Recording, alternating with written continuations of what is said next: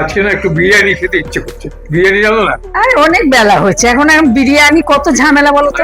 আজকাল বিরিয়ানি মিক্স পাওয়া যায়, ওই চাল আর মাংস দিয়ে তার মধ্যে এই মশলাটা দিলেই আর কিচ্ছু করতে হবে না, হয়ে যাবে বিরিয়ানি। কিচ্ছু করতে হবে না, কিচ্ছু করতে হবে না। আমি কি করবো, সব একসঙ্গে মাখিয়ে বসি তো। হ্যাঁ, ওর পেছনে লেখা আছে ডিরেকশন, ওইটা দেখে দেখে করে নাও। আরে দেখোই না, 5 মিনিটে বিরিয়ানি হয়ে যাবে। কোথার থেকে সব খবর নিয়ে আসো তার আর ঠিক নাই। খবর পেতে কোনো অসুবিধা ইন্টারনেটের যুগে? তাহলে এভাবেই করে ফেলি, আর আপনাদের সঙ্গে শেয়ারও করে নিই, আপনাদেরও সুবিধা হবে দেখবেন। তার জন্য প্রথমে নিয়ে নিচ্ছি চাল আর মাংস। এখানে 200 গ্রাম বাসমতি রাইস নিয়ে নিয়েছি। চালটাকে প্রথমে ভালো করে ধুয়ে নিয়ে জল দিয়ে 30 মিনিটের জন্য ভিজিয়ে রাখবো।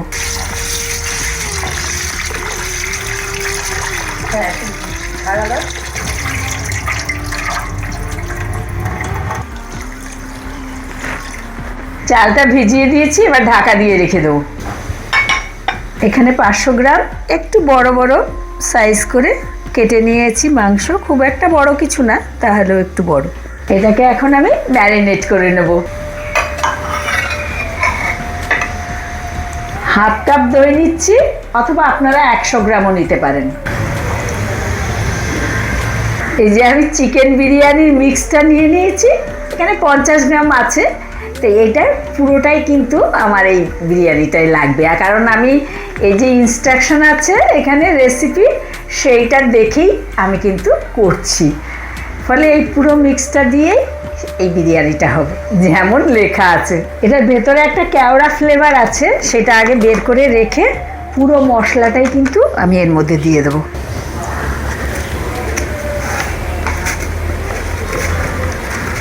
পুরো মশলাটাই দিয়ে দিলাম। এর জন্য আলাদা করে আদা, পেঁয়াজ, রসুন কিচ্ছু কাটতে হবে না, বাটতে হবে না, ঝামেলা মুক্ত। দই আর মশলাটা খুব ভালো করে মাংসের সঙ্গে মাখিয়ে নেব।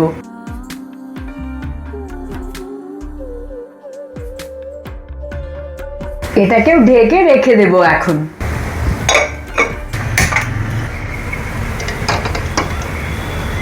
আমাদের বাড়িতে বিরিয়ানি মানেই একটু ডিম, আলু এসব তো লাগবেই, শুধু মাংস হলে হবে না। তাই আমি ডিম সিদ্ধ করে নিচ্ছি, আর আলুও দেব, যদিও ওই মিক্সটার মধ্যে তার লেখা নেই, ওখানে শুধু চাল আর মাংসের কথাই আছে, আমি এটা এক্সট্রা দিচ্ছি। আমি ভাত করার জন্য জল বসিয়ে দিয়েছি, জলটা একটু গরম হচ্ছে, আমি এর মধ্যে দিয়ে দেবো স্বাদ মতো লবণ। আমি একটু সাদা তেলও দেবো, এটা লেখা নেই, কিন্তু আমরা যারা বিরিয়ানি ভাত করি একটু তেল দিই, তাহলে ভাতটা ঝরঝরে হয়, একটা গায়ে আর একটু লাগবে না। চালটা 8 ঘন্টা ভেজানো ছিল, এবার এটা গরম জলে ছেড়ে দেবো।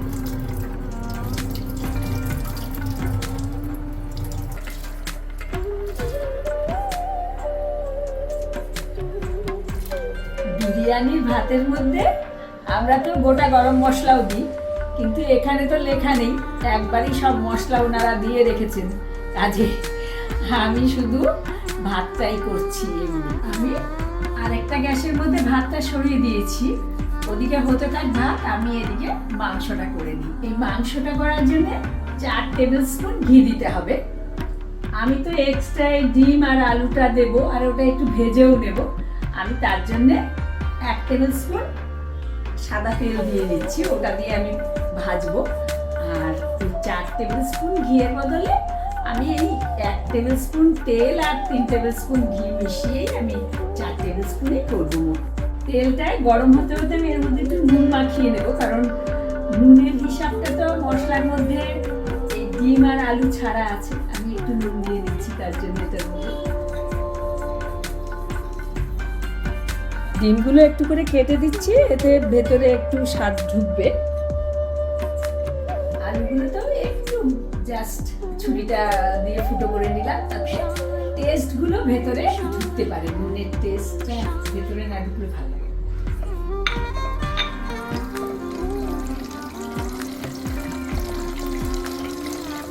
আমি ডিম আলুটা একটু তেলে ভেজে নিচ্ছি, ঘিটা পরে দেব। আর এই নুন আর একটু রং মিশিয়ে এই আলু আর ডিমটা ভাজলে দেখতে খুব সুন্দর হয়। আমি রং টং দিলাম না, শুধু একটুখানি নুনেই দিয়েছি।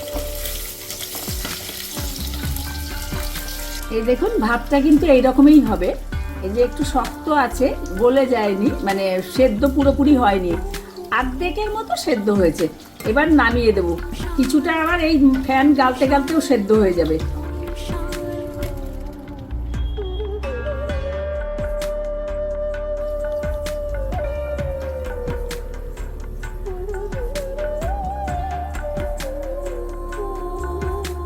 ফ্যানটা নিংড়ে নিয়ে একটা মেলানো পাত্রের মধ্যে ভাতটা ঢেলে রাখলাম, তাতে চাপ বেঁধে আরো বেশি সিদ্ধ হয়ে যাবে না ভাত। ডিমটা ভেজে নিয়েছি, এবার তুলে নিচ্ছি।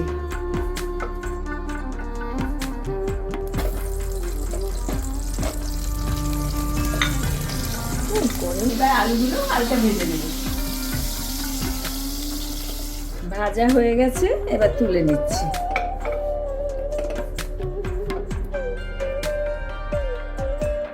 ডিম আলু ভাজার পর পাত্রে 1 টেবিল স্পুন মতো তেল রয়েই গেছে।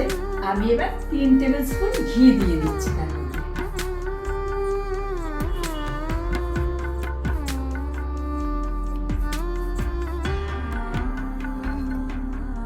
আমি 1/2 টেবিল স্পুন দিয়ে ঘিটা দিয়েছি, সেই জন্য 6 বার দিতে হবে। ঘিটা গরম হয়ে গেছে, আর বেশি গরম করব না, ধোয়া হয়ে যাবে। এবার মাংসটা দিয়ে দেবো।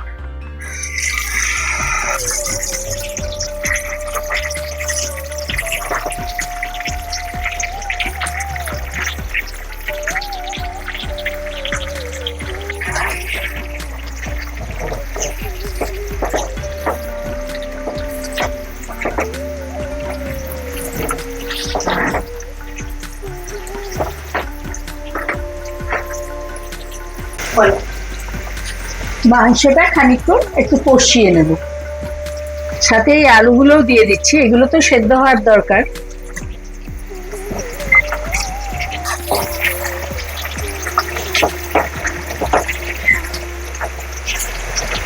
আর মাংসের সঙ্গে এই আলুটাও কষানো হলে আলুটার স্বাদই আলাদা হয়ে যায়।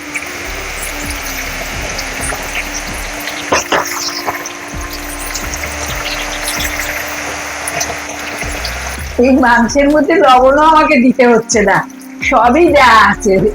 মানে যারা অফিস টফিস করবেন, সেই অফিস যাওয়ার আগে চট করে ছেলে মেয়েকে বিরিয়ানি করে দিয়ে চলে যেতে পারবেন। এত সহজ দেখতে পাচ্ছি রান্নাটা। দেখুন কষানো হয়ে গেছে, যে মশলা থেকে তেল ছেড়ে বেরিয়েছে। আর একটু আমি মুখে দিয়ে দেখেও নিলাম, মশলার স্বাদটা একদম কষানো মশলার স্বাদ হয়েছে। এবার জল দিয়ে দিচ্ছি। জল দিয়ে দিয়েছি, এবার মাংসটা সেদ্ধ হতে দেব।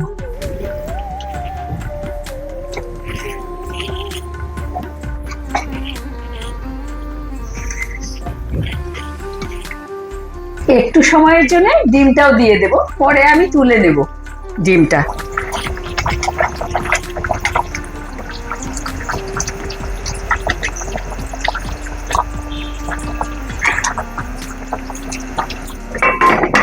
খানিকক্ষণ রেখে ডিমটা তুলে নিচ্ছি।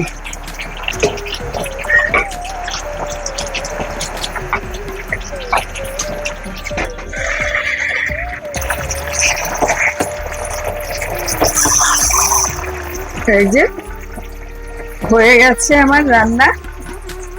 আমি বন্ধ করে নিচ্ছি। এই যে কেওড়া ফ্লেভারটা, এটা হাফ আমি মাংসের মধ্যে দেব, আর হাফটা ভাতের ওপর দিতে হবে। সেইভাবেই বলেছে, আমি সেইভাবেই করছি।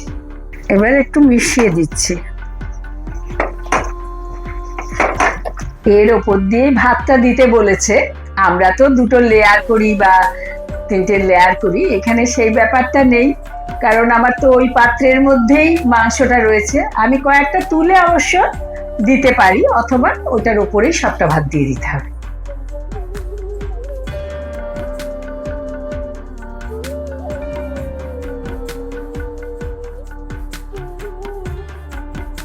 এবার ডিমগুলো দিয়ে দিচ্ছি।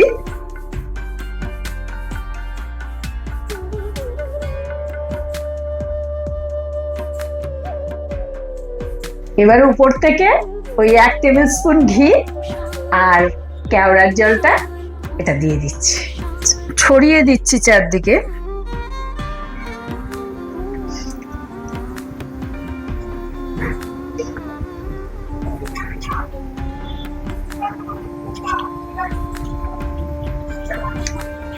এবার ঢাকা দিয়ে দেবো, আর ঢাকা দিয়ে একদম সিমে আঁচটা করে দিয়ে দমে বসিয়ে রাখবো 10 থেকে 15 মিনিট। আমরা তো হাঁড়িতে বিরিয়ানি করি, মুখটা আটা মেখে তা দিয়ে আটকে দিই এই দম বিরিয়ানি করতে গেলে। আর এইটা না খুব ভারী এই ঢাকনাটা, সেই জন্য আমি আর আটা দিচ্ছি না, এমনিতেই এটা হয়ে যাবে। আর তার জন্য আমি একটা শুধু তোয়ালে একটা ঢাকা দিয়ে দিচ্ছি। গন্ধ তো দারুণ বেরিয়েছে, এবার খেয়ে বুঝবো কি ধরনের বিরিয়ানি হচ্ছে। এই দেখো হয়ে গেছে, সব বসিয়ে দিচ্ছি একসঙ্গে। দেখি দাও, দেখি কেমন হলো। বাহ, দেখতে তো ভালোই হয়েছে, খেতে দেখি কেমন। দাও দাও।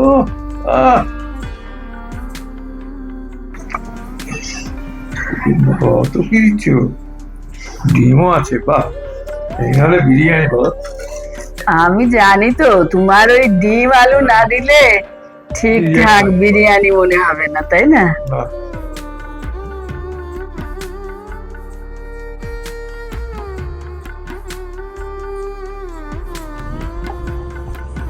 তো শুরু করি, হ্যাঁ? ছবি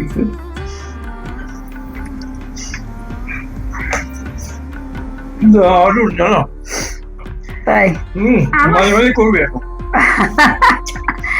আমার সুবিধাই হলো, আর কে কষ্ট করে আর তোমার জন্য দম বিরিয়ানি করছে। না, বিরিয়ানি করবে এইভাবেই তো দম বিরিয়ানি, এটা তো দম বিরিয়ানি। আমি তার মেঘে যুগে বসিয়ে দিইনি, তবে কিন্তু অনেক সহজ হয়েছে। পেঁয়াজ রসুন আদা কিচ্ছু মানে আমার বাড়তে হয়নি, কুটতে হয়নি। দারুণ হয়েছে তো, ভালো হয়েছে। সহজে মশলাটা। তাই আর একটু নিচ থেকে গ্রেভি দেবো নাকি? দাও দাও দাও। ব্যাস।